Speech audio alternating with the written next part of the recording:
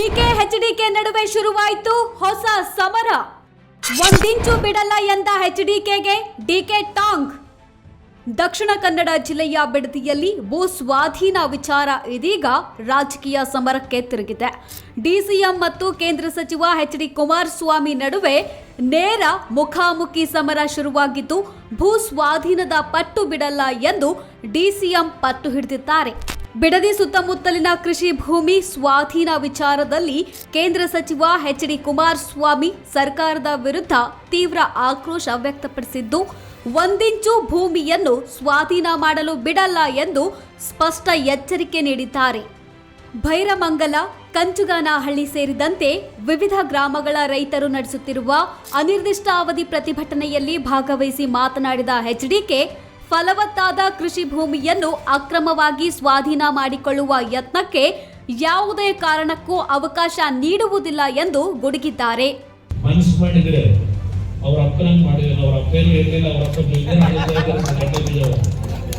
ಅವರ ಅಪ್ಪನ ಹೋಗ್ಬಿಟ್ಟು ಮಾಡ್ಕೊಳಕ್ ಹೋಗಲ್ಲ, ಏನು ಬೇಕಾದ್ರೂ ಮಾಡ್ಕೋಬೋದಾಗಿತ್ತು.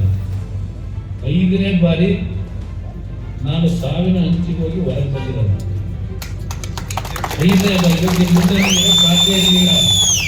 ಇವತ್ತು ನಾನು ನಿಂತಿಲ್ಲಿ ಮಾತಾಡ್ತಾ ಇದ್ರೆ ಹಲವಾರು ಹಿರಿಯರೇ ನಿಂತಿರಿ, ನನ್ನ ತಾಯಿಯರು ನಿಂತಿರಿ. ನಾನು ಆ 20 ತಿಂಗಳು ಮುಖ್ಯಮಂತ್ರಿ ಆಗಿದ್ದಾಗ ಕೈಲಾದ ಮಟ್ಟಿಗೆ ಏನು ಸಹಾಯ ಮಾಡಿದ್ದೇನೆ. ಅಂಗವಿಕಲರಿದ್ದಾರೆ, ವಿಕಲಚೇತನರು, ಅವರ ಒಂದು ಆರೈಕೆಯನ್ನು ಇವತ್ತು ಉಳ್ಕೊಂಡಿದ್ದೇನೆ. ದೇವರ ಅನುಗ್ರಹ ನೋಡಿದ್ದೇನೆ. ನನಗೆ ನಾಟಕೀಯವಾಗಿ ನಿಮ್ಮ ಮುಂದೆ ಇದೇನು ಹೇಳ್ತೀನಿ. ಇವತ್ತು ಇವತ್ತು ನಿಮ್ಮ ಮುಂದೆ ಮಾತಾಡ್ತಾ ಇದ್ರೆ ಯಾವುದೋ ನನ್ನಿಂದ ದೇವರು ಒಳ್ಳೆ ಕೆಲಸ ಮಾಡಲಿಕ್ಕೆ ನನ್ನ ಆಯಸ್ಸನ್ನು ಉಳಿಸೋದು.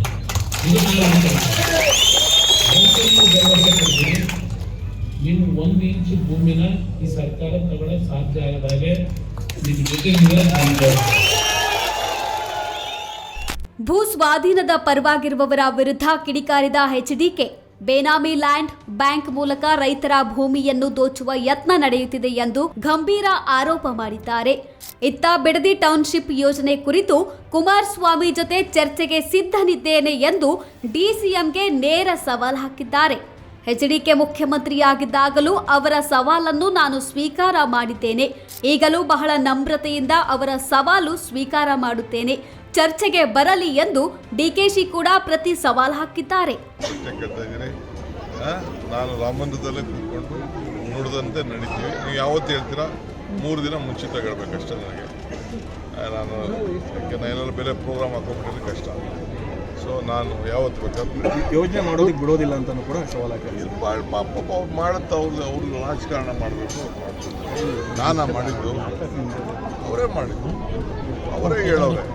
ನಾನು 800 ಅಡಿ ಕೊಡ್ತೀನಿ ಅಂತ ಭರವಸೆ ಕೊಟ್ಟಿದ್ದೆ, ನಾನು ಎಲ್ಲ ಮಾಡಿದ್ದೀನಿ ಅಂತ ಅವರೇ ಎಲ್ಲ ಹೇಳಿದ್ದಾರೆ.